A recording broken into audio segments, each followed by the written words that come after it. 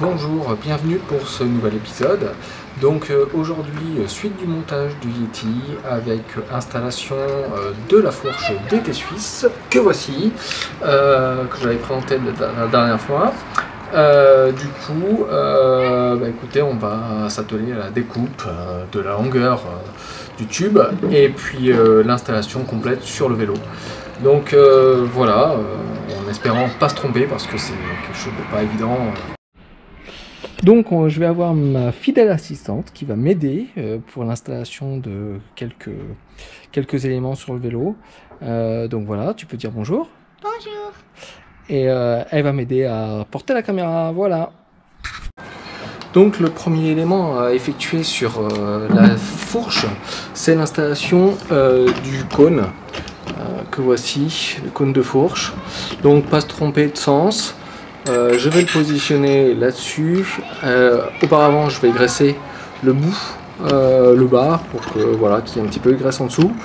Et je vais taper ça avec un outil dédié que je vais montrer tout. Donc voici l'outil dédié. Alors c'est un outil Junior que j'ai acheté. Bon, alors c'est bien malheureux d'acheter ces outils-là. Pas les utiliser très souvent, mais on n'a pas trop le choix. Au final, c'est ce qui est nécessaire et c'est un peu compliqué sans outils. Hop, donc j'ai mis un peu de graisse. Hop, pas trop, c'est pas trop là, c'est pas nécessaire d'en avoir trop. 3 tonnes. Hop.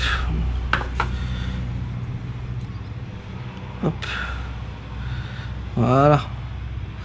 Voilà, donc là on est bon. On va positionner le cône de fourche. J'ai l'outil dédié. Alors si tout se passe bien, je peux y arriver à la main. Et a priori, au bruit, ça y est déjà. Alors c'est vrai que on va vérifier ce que ça donne.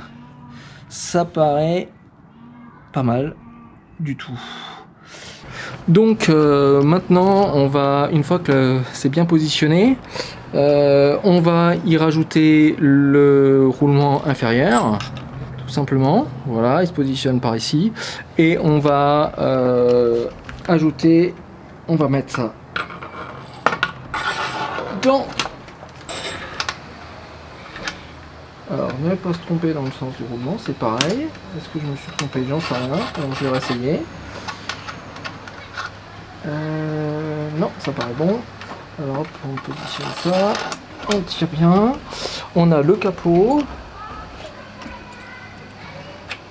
Avec la bague fendue. Voilà. Hop, voilà. Et ensuite, il va falloir mettre les entretoises. Alors, le truc, c'est qu'il faut faire tenir le tout pour que ça bouge pas. Donc je vais prendre une sangle que j'ai. Alors une sangle, non, j'ai plus la sangle, évidemment j'ai plus la sangle parce que quand on cherche la sangle, on ne l'a jamais avec soi à chaque fois. Donc je vais demander à ma fidèle assistante de bien vouloir prendre la sangle, l'élastique jaune, s'il te plaît, là-bas. Oui, chef. Oui, chef. Voilà. Et on va essayer de se débrouiller avec ça. Je pense que ça devrait le faire. C'est pas le top, mais ça devrait le faire. Alors on va essayer comme ça. Voilà. Sans abîmer le cadre. On va essayer comme ça. On va essayer de bloquer tout ça. Hop, on va essayer de faire. Voilà. On débrouille comme on peut. Voilà. Et ça a l'air de bien être placé. Donc ok. Voilà, je vais y rajouter donc les deux entretoises. C'est reparti, on va rajouter les entretoises. Alors j'ai une entretoise en bas. Je rajoute une deuxième entretoise par-dessus. Ensuite la potence. Voilà. Et j'ai une entretoise de 2 mm, je crois bien, dans mes souvenirs, que je pose par-dessus. Et donc là, on a la longueur totale. Voilà, et donc on va couper 3 mm en dessous de cette longueur là. Donc je vais noter cette longueur. Donc je vais faire avec une petite pointe, je vais marquer le tout. Ma petite assistante, elle va me passer le cutter qui est là-bas, s'il te plaît. Pas se tromper là-dessus, et on va faire une marque là-dessus pour être sûr qu'on est bien à la bonne hauteur. Donc là ça me paraît bon, j'ai le capot qui est bien enfoncé, j'ai la direction qui est en dessous qui a l'air d'être bien positionnée aussi. Donc je retire un peu pour être sûr, mais ça apparaît bien. Voilà, ça paraît tout ça, ça paraît bien placé. Voilà, donc on va faire la petite marque. On va faire la petite marque à ce niveau-là. Il faut pas se tromper. Et il faut pas se tromper. Et effectivement, voilà, j'ai ma marque. Donc maintenant, je vais pouvoir démonter le tout pour lancer la coupe. Voilà. Donc là, ma marque est ici. Je vais donc réduire de 3 mm. Donc là, je suis à 2,97, c'est parfait. On ne bouge pas. Et on va faire une deuxième marque en dessous. Voilà. On est bon. On est bon. Alors, on va essayer de le noter. Alors, c'est pas facile. C'est pas facile. Alors, je vais essayer de bien bloquer. Ici, je suis en plein sur ma marque. Donc, je refais une deuxième marque en dessous. Voilà. Donc, ma marque, elle est en dessous de 3 mm. Donc, je vais couper à ce niveau-là. Voilà, on vérifie. On est bien à 3, un petit peu moins, mais c'est parfait. Donc là, je viens de faire la marque, donc je vais vérifier une deuxième fois, parce qu'il faut mieux être sûr, parce qu'une fois qu'on a coupé, donc on ne peut pas revenir en arrière. Donc on repositionne le tout, je remets mon roulement, hop, qui est pas bien placé, mon capot avec la bague fendue, hop, voilà. Et si je regarde bien, ma marque, elle devrait être en dessous, ce qui est le cas. Donc elle est juste un petit peu en dessous, c'est parfait. Donc avec la pression sur les roulements, ça devrait être bon. Donc on est un tout petit peu en dessous, parce que ma dernière entretoise fait 2 mm. Donc plus 1 mm en dessous au niveau de la potence, c'est parfait. Donc on va pouvoir couper à ce niveau-là. Voilà. Voilà, donc je me suis installé sur mon petit atelier portable. Donc j'ai les gants, lunettes pour protéger, la scie par Tools, bon finalement ça ou une autre c'est pareil. Et je vais couper le tube de la fourche. Alors c'est le truc qui fait bien flipper quand même, parce qu'il faut pas se tromper. Alors j'ai pas d'huile de coupe parce qu'en ce moment les magasins sont un peu fermés. Du coup je vais mettre un petit peu de WD-40, c'est pas top mais bon, c'est mieux que rien. Voilà, ça sera mieux. Et puis je vais aller couper. Donc pas sur le premier trait, justement sur le deuxième trait le plus bas. Voilà, on va y aller.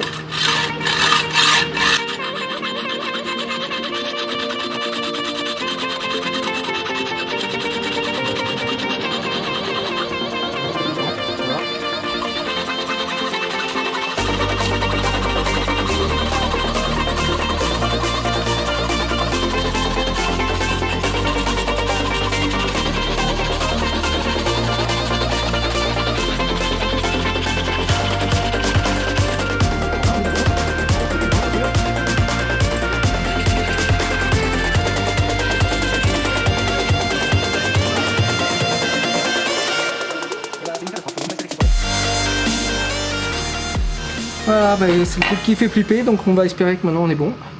Voilà. Parce que si on n'est pas bon... Et ben c'est une catastrophe, donc on va espérer que ce soit bon. J'ai coupé, la coupe a l'air d'être plutôt franche, ça a l'air d'être pas trop mal. Donc maintenant je vais juste limer intérieur-extérieur. Alors je me suis pris un petit outil super pratique, ça tout le monde en parle. Effectivement c'est ce type d'outil là. Donc pour limer l'intérieur et l'extérieur. Donc on va faire ça, c'est vraiment, je pense que ça sera parfait.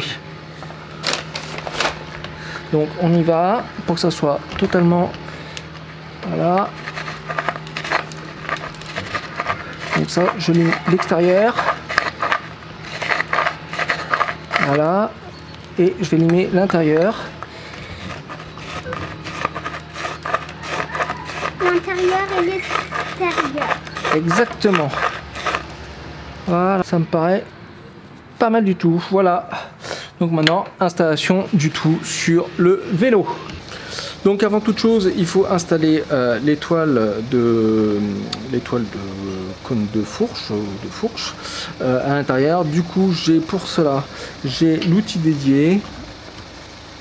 Voilà, par Tools, le TNS-1.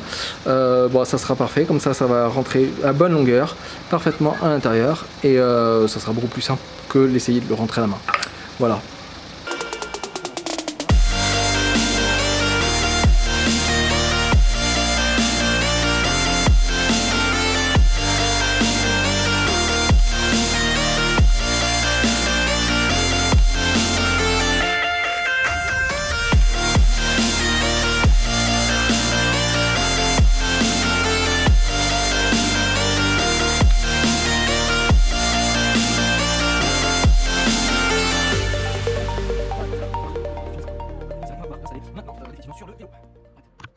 Du coup, je viens de regresser le haut. Je vais positionner le roulement supérieur. Voilà, normalement il a gracié, donc c'est nickel. J'ai positionné la graisse à ce niveau-là, au niveau en dessous, donc ça devrait être nickel. Donc on va pouvoir l'installer. On y va. Hop, en douceur. Voilà, donc là on est bon. Ensuite, le capot avec la bague fendue. Donc voilà. Hop, on va l'installer correctement. Hop, on appuie un peu. Voilà, on est bien, on est centré. Ça me paraît pas mal du tout. Les entretoises, numéro 1, numéro 2. Voilà. La potence. Voilà. Donc qui arrive un tout petit peu en dessous. Donc ça me paraît nickel. Ça me paraît nickel. La dernière entretoise. Le capot. Ça va être super joli. La vis. On va essayer de bien trouver. Voilà. Voilà. Ça me paraît bon. Ça me paraît correct. On va serrer un peu. Voilà. Et ça me paraît pas mal. Ça me paraît pas mal. Donc on va serrer un peu plus. De toute façon après c'est... Donc voilà, après c'est au feeling. Et normalement il n'y a plus qu'à serrer. La potence de toute façon je la serrai au dernier moment avec le cintre. Donc là je peux le positionner mais ça servira pas à grand chose. Les roulements ont l'air d'être compressés. Ça a l'air d'être bon. Voilà. Donc ça me paraît bon, hein, ça me paraît bon. J'ai toujours un petit doute, mais non, écoutez, ça paraît parfait. Donc c'est ça commence à prendre forme tout ça. Donc maintenant on va lancer l'installation de la cassette sur la jante arrière. Alors pour ce faire, je vais quand même installer le pneu, mais sans le gonfler, sans mettre le produit à l'intérieur. Ça sera juste pour sécuriser un petit peu la jante. Et voilà, donc lancement de l'installation.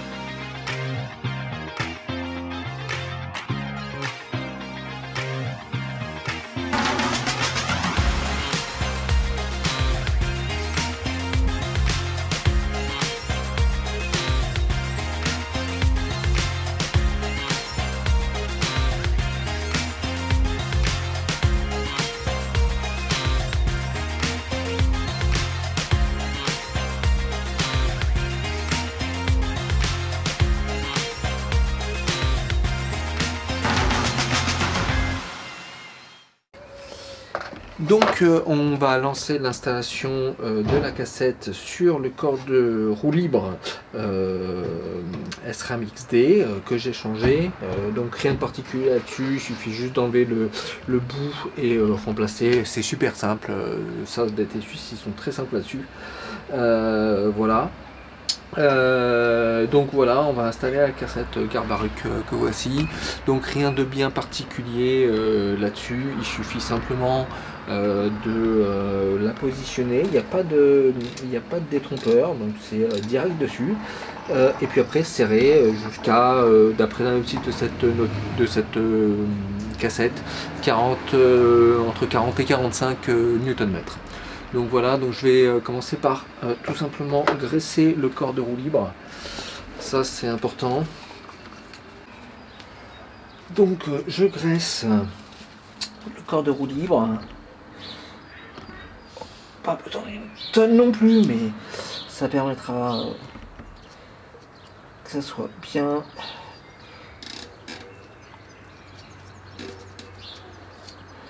De toute façon, il faut mettre de la graisse partout sur les vélos. C'est tout le plus important. Donc voilà, je graisse. Hop, comme ça. Donc voilà. Donc je vérifie, il n'y a vraiment pas de détrompeur. Je crois rien du tout. Donc je positionne dessus. Je positionne dessus.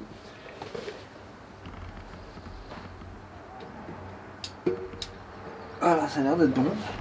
Donc je suis bien, j'ai la petite clé qui va bien.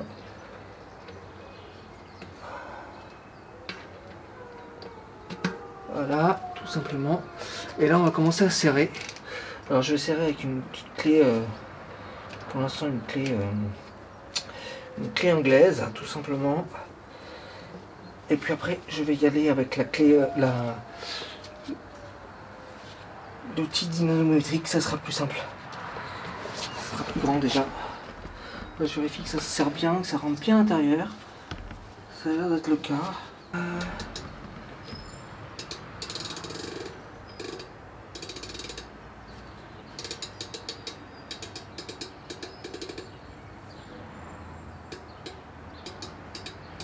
Non, c'est bon, ça me paraît bon.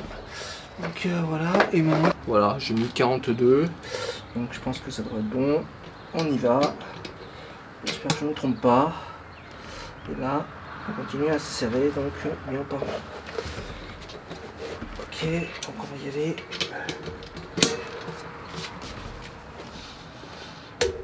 Ah mais j'y suis déjà. Voilà. J'y suis déjà.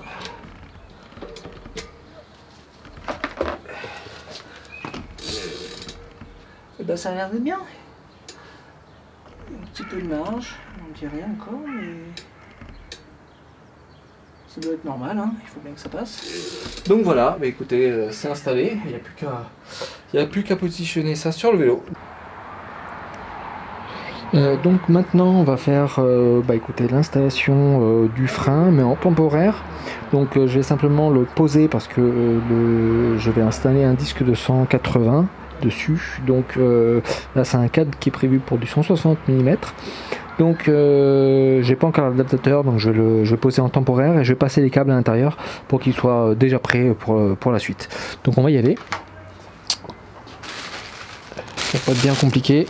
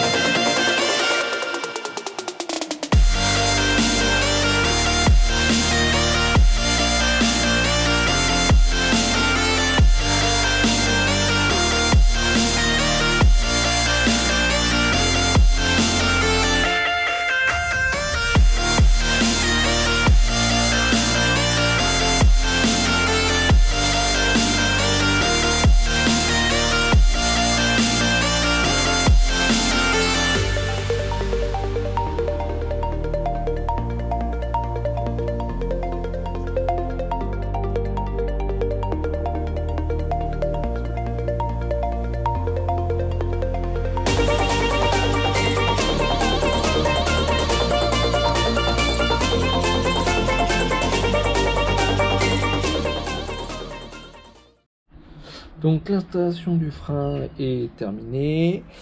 Je l'ai tout simplement accroché, mis dans le petit support à gaine.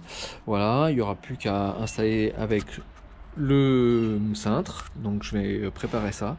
Ce qui a été le plus compliqué au final dans l'installation des gaines, c'est remettre ces petits bouts de plastique là. Ça a été une catastrophe. J'ai passé 2 heures, très honnêtement. Si quelqu'un a des idées, j'en ai perdu un, je sais pas où il est parti. Il est voilà, je l'ai plus, mais je pense qu'il est parti à l'intérieur parce que j'ai tiré le câble et voilà. Donc c'est la partie la plus compliquée. Le reste, bah écoutez, c'est pas compliqué, hein, ça s'installe, c'est juste à poser et puis on ajustera tout ça avec les disques et les roues juste après. Du coup, on va positionner la roue tout simplement sur le vélo et voir si tout va bien. Moi je pense que ça devrait être bon, donc rien de plus simple. On positionne la roue et on passe l'axe transversal. Voilà.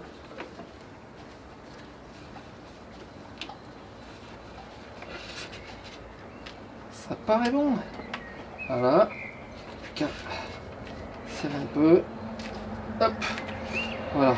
L'axe transversal, je verrai, je le changerai peut-être. Voilà.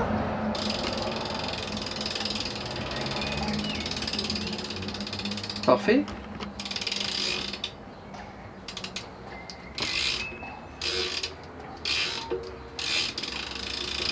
Ça paraît parfait. Du coup, je vais lancer la synchronisation du dérailleur, tout simplement en y mettant la batterie et en suivant la procédure. Donc, je prends la batterie, qui j'espère est un petit peu chargée. On va arriver à enlever la protection. On y positionne la batterie. Alors, on va regarder dans quel sens. A priori, c'est dans celle-là.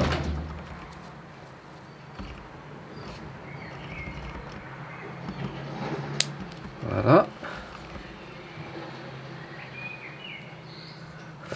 Et on va appuyer longuement sur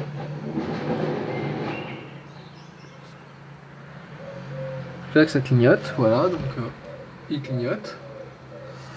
Je fais pareil de ce côté-là.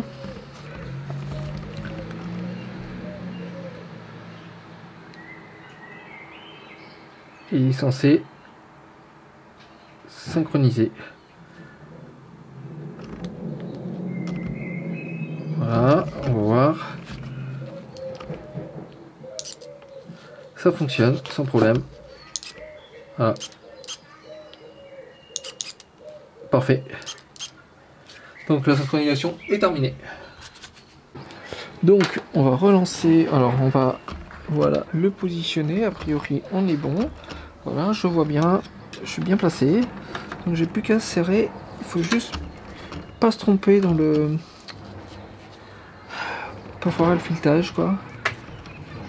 Normalement c'est pas très compliqué mais.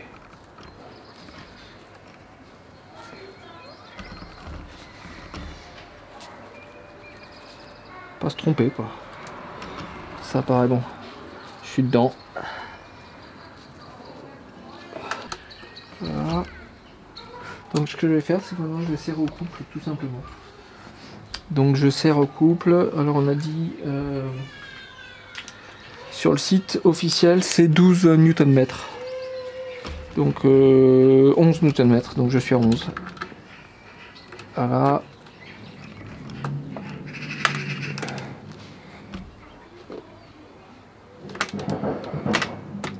Voilà, là j'y suis. Voilà. On est bon.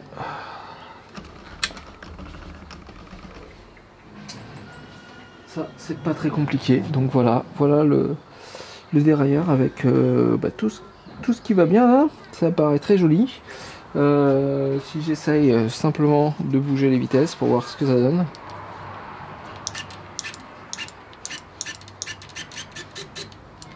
C'est parfait, c'est très joli. 1, 2, 3, 4, 5, 6, 7, 8, 9, 10, 11 et 12. Logiquement, on va être bon. Donc on y va, on pose de la pâte carbone. Voilà, j'en mets pas 3 tonnes. Ça permet de réduire la friction finalement. Ça augmente la friction, donc du coup, pas besoin d'avoir. J'en mets sur le capot aussi. Ça sera bon. Voilà. Je suis un peu devant.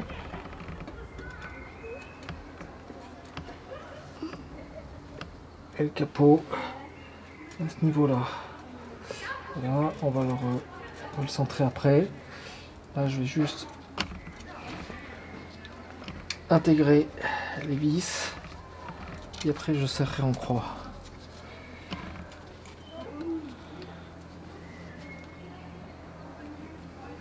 Le deuil, ça paraît bon, donc on va essayer de serrer. On va vérifier le positionnement le centrage. Voilà, on va vérifier le centrage.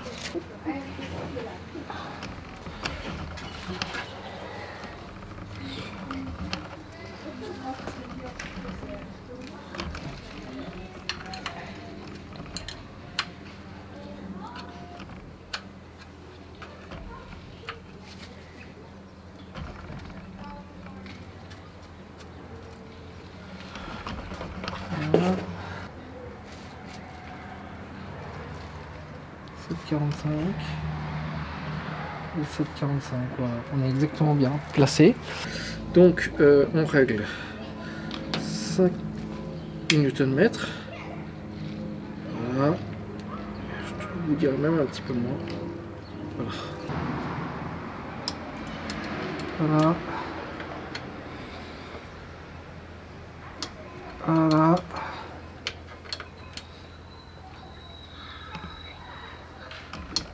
Voilà.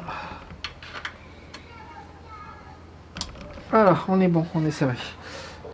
Donc là, je vais serrer la potence. Je l'ai mis par terre, le vélo, ça sera plus simple.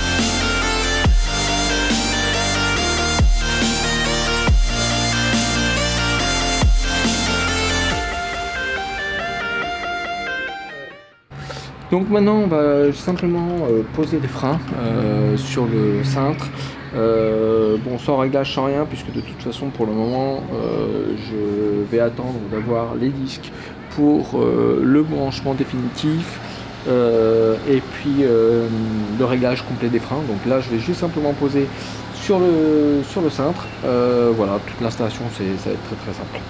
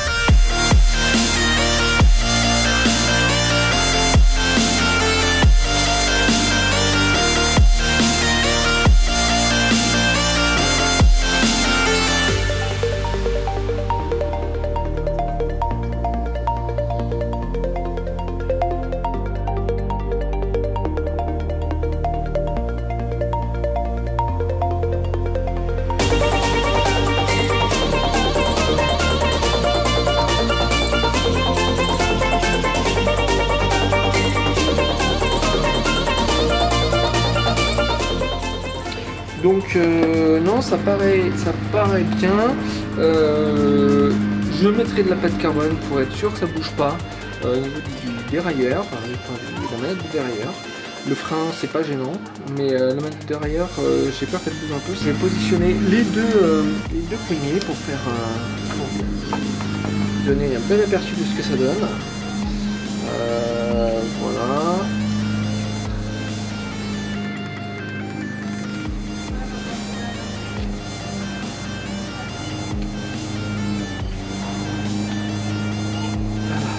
Bon.